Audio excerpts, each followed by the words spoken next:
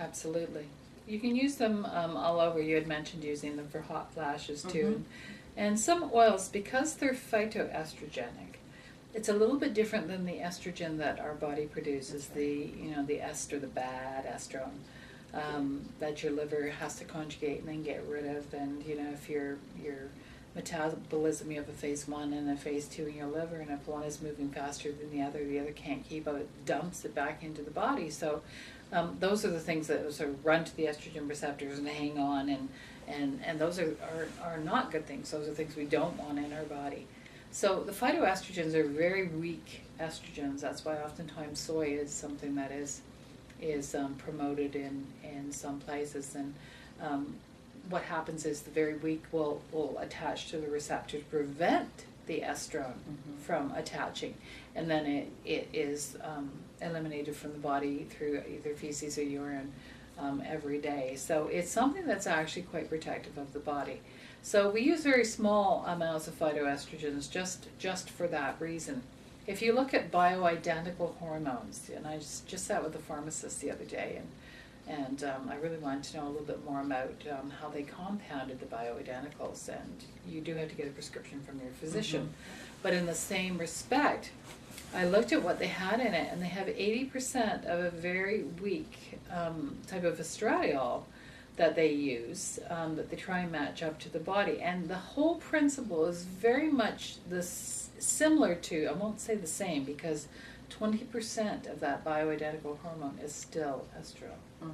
So that is my greatest concern, particularly for somebody who might have had breast cancer. I don't want to see them putting, especially if yours was estrogen positive, yes. then you want to be really careful about using a bioidentical type of cream, and you want to use the more phyto estrogen component to help to keep your body in balance.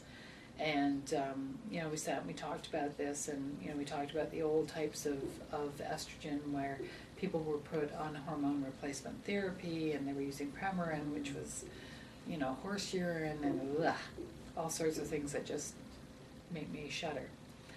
This is a better option, but it's still not the best.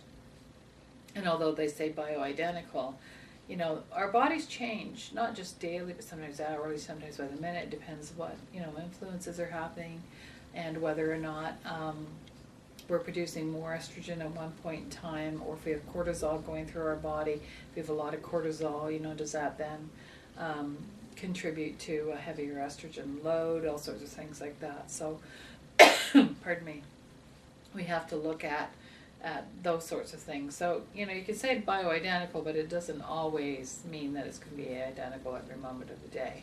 So sometimes choosing more natural way is the answer. So my way of doing things is always, first I'm going to try natural, I'm going to try herbal, I'm going to try essential oils. I'm going to try to, just because it's natural, again, I don't want to tell you it's benign, because it can interfere with some medications, and I'm very careful that I research the medications that you're on. I'm very familiar with chemotherapy drugs, etc., and when to sort of direct you to use something and when not, because in some regards one can cancel out the other, so you don't want to do that. But it's more important to look at using natural first, in my estimation, and then if you need to go to the allopathic route. You were right when we first started talking about this. There are certain medications that this world has benefited from. That's right. Penicillin is one of them. Without that. But it needs to be used appropriately, and we've had far too much antibiotic use, and it has created a huge problem. Insulin for diabetics. We need to look at people who have juvenile diabetes and who have type 1 diabetes. Type 2 can oftentimes be avoided, sometimes reversed with diet and exercise. You have to look at things like that. For some people, a blood pressure medication has been a really important factor, although when you went through your chemotherapy, we found something when you were on Herceptin for the year after. Correct. And it created a problem with your blood pressure. My blood pressure. And your doctor wanted to put you on blood pressure medication, which I chose not to. I'd been on blood pressure medication prior to the finding of the tumor. They couldn't figure out what was causing my high blood pressure problem because I didn't have anything that was attributing it, that they could feel, that they could diagnose what was causing it. So they bombarded me with one after the other. And of course with blood pressure medications, you know, one just works at one level and one has to be added to work the next level. After the tumor was taken out, my blood pressure basically dropped back to normal, if not went lower, so they had to wean me off those, the chemical blood pressure medication. But when I went on Herceptin, it began to rise again. So whether it was my body's reaction to the, not a reaction to the Herceptin itself, but the way my body reacted to the effects of it was through blood pressure again. And It was like a beacon telling me something's not working well something's here. out of balance here. Well, and I know you were concerned about that, and we talked about maybe looking at some alternate ways of managing that. And there is a method called VitaFlex that works quite well, and you actually work on the heart meridian of the arm, and you VitaFlex quite frequently on a couple of meridian points, acupressure points, if you will, along this meridian. You can also do it in the foot reflexology points of the heart, on the foot, so under the great toe is your heart reflex, in particular on your left foot.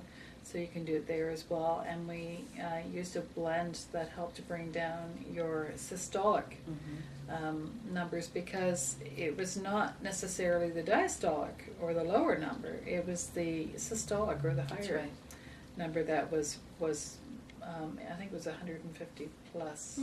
So it was in a range that your physician was not comfortable with, and using it on and off rather than in a continuous way to kind of stimulate your body itself to regulate it. I think that worked for you with It worked wonderfully. And of course with the exercising and trying to, it was my decision to lose the weight that I had put on. But a lot of the weight also incurred because of the reaction to my body of the chemo.